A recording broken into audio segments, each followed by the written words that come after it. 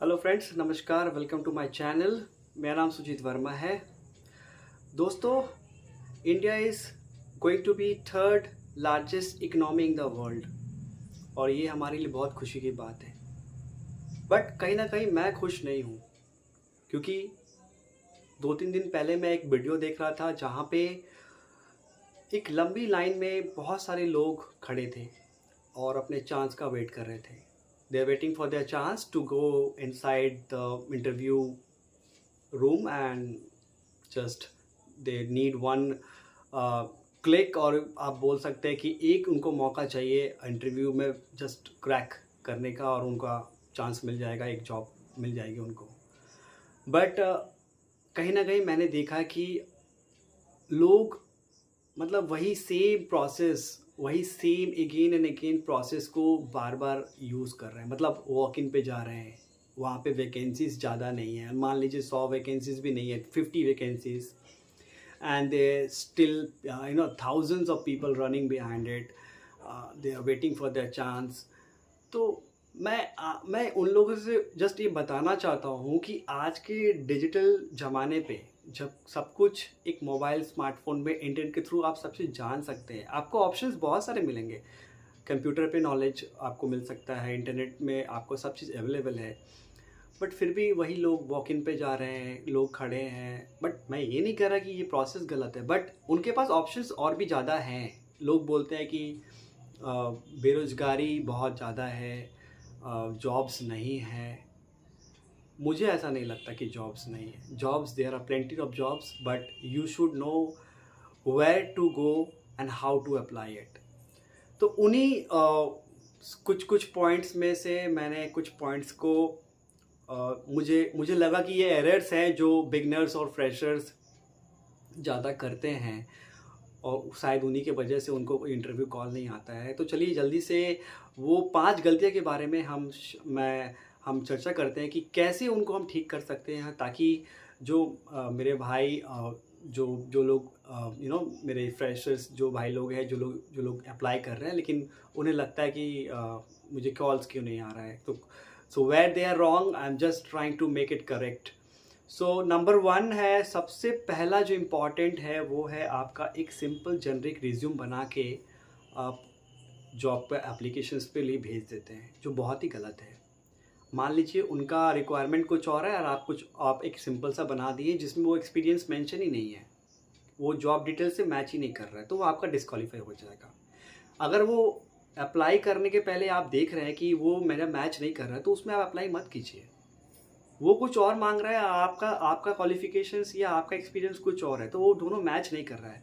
Interview calls तभी होंगे जब आपके क्वालिफिकेशंस, आपके एक्सपीरियंस उसके रिक्वायरमेंट से मैच करेंगे। ये बात आप हमेशा याद रखिए। ये सबसे पहला नंबर, ठीक है। दूसरा नंबर,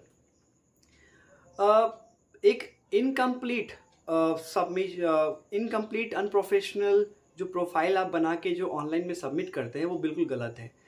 बड़ी बड़ी कंपनी में क्या होता है कि आपको करियर पेज पे जाके ऑनलाइन ही एप्लीकेशंस भरने होते हैं। जैसे मान लीजिए बहुत सारे एयरलाइंस हैं, बहुत सारे आईटी फर्म्स हैं, जहाँ पे आपको ऑनलाइन में जाके आपको पोर्टल में अप्लाई करना होता है। वहाँ पे आपको वो लोग बुलाएंगे नहीं, देखेंगे नहीं। दे हैव अ टीम, आपने डिटेल्स भरा, वहाँ पे उनके पास टीम है, वो वेरीफाई करेंगे, वो सब चेक करेंगे और चेक करने के बाद वो आपको इंटरव्यू के लिए कॉल करेंगे। ये प्रोसेस होता है उनका। ये एक्चुअली ये स्टैंडर्ड प्रोसेस बहुत सी बड़ी बड़ी कंपनियां आजकल ये कर रही हैं।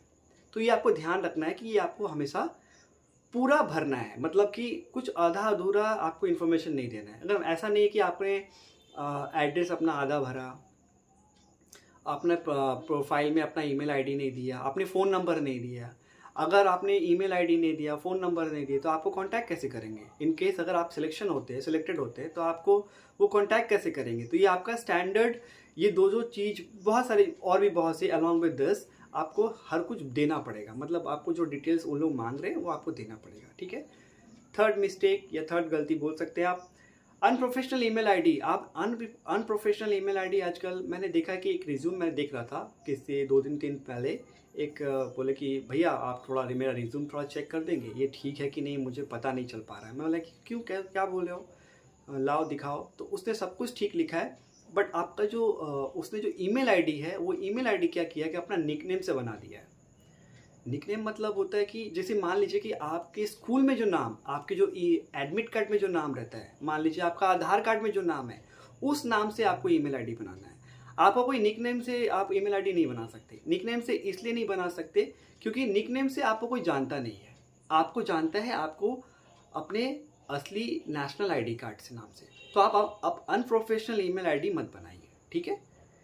फोर्थ मिस्टेक या गलती बोल सकते हैं, नेटवर्क थ्रू ऑनलाइन। मतलब आपको हमेशा, देखिए आज हर चीज़ ऑनलाइन अवेलेबल है। आपको कुछ भी करना है आप ऑनलाइन देखते हैं, ठीक है। आपको कुछ भी कहीं जाना होता है आप ऑनलाइन में मैप चेक करते हैं। आपको कहीं पे कुछ ख़रीदना होता है तो पहले आप ऑनलाइन में उसका प्राइस देखते हैं, ठीक है। तो आप ऑनलाइन में जॉब क्यों नहीं देखते, नेटवर्क क्यों नहीं बनाते हैं? नेटवर्क बनाइए। मेरा कहने का मतलब ये है कि